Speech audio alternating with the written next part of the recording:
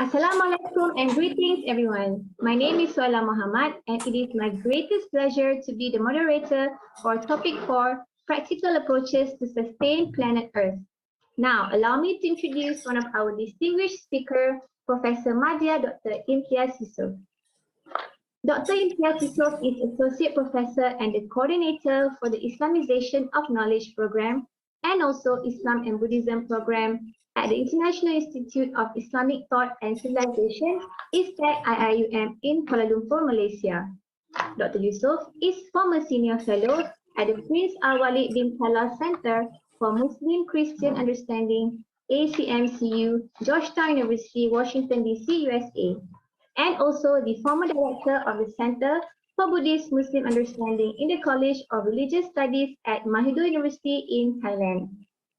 Let us now hear some salient points from our distinguished speaker, Professor Madhya Dr. Imtiyaz Yusof, on topic 4, Practical Approaches to Sustain Planet Earth. Doctor, the floor is yours.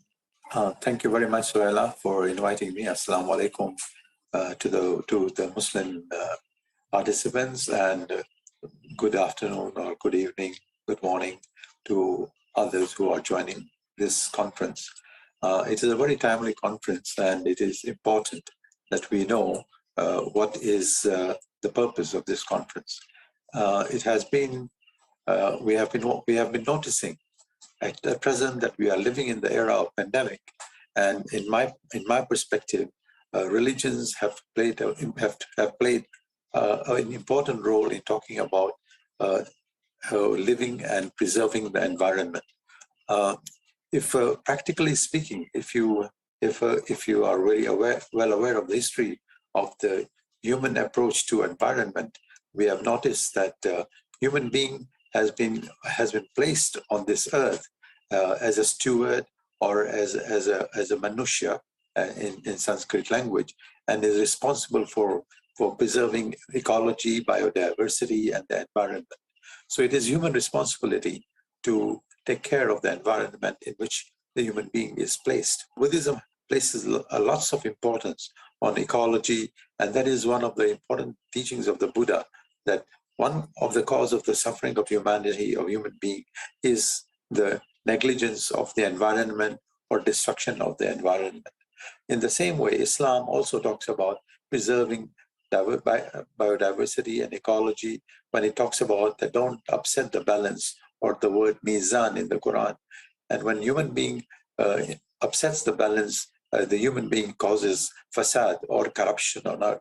So we kind of have a similar and parallel understanding of preservation of ecology and environment.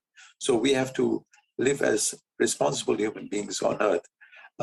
And in my teaching career of last 30 years, I very well remember the Kyoto Protocol of 1990, when the climate change crisis was addressed, and some of the major countries refused to address this issue of climate change. And after that, there have been several climate change conferences, one in Peru and one which is going on in Glasgow just right now, where the leaders of different countries have joined in. But they have been only making, there has been always been only pledge making, but no action. So the challenge for us is that how do we put this the issue of climate change, which is a very important concern even for the Dalai Lama, into action. And without putting into action, we are going to doom ourselves. As the Quran says or teaches us, that human being is responsible for the evil which the human being creates, or in another word, our suffering is caused by ourselves. So paying attention to environment is one of the important issue here.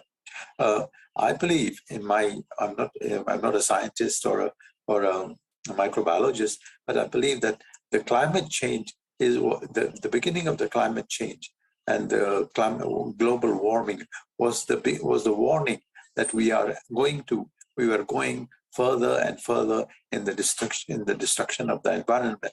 And I believe that the current pandemic is one of the results, or the second stage of the destruction of the environment by the human beings. And the third stage, maybe the final stage.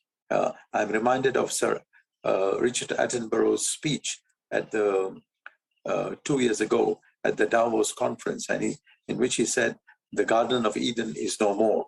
And unless and until different countries don't join their hands together and cooperate in addressing the challenge of climate change, we will be only shop talking. And from maybe we will be even, the global warming will be increased so much that if you are following the news, it says that if it increases by 2 degrees, that could be the end of the world. So I'm very much concerned, and I look forward to discussions and also action plan, which will come out of this conference. Thank you very much. Thank you, Dr. Imtiyaz Yusof, for the very significant salient points. We truly appreciate your insights, and we look forward to the upcoming conference. So to everyone out there, please join us at the Islam Buddhism Eco Dialogue IBED Conference from 15 January to 16 January 2022, Conference on the Application of Religion and Science to Ecology and Sustainability, Perspectives from Islam and Buddhism. Looking forward to seeing you. So do sign up as our participants for the upcoming conference.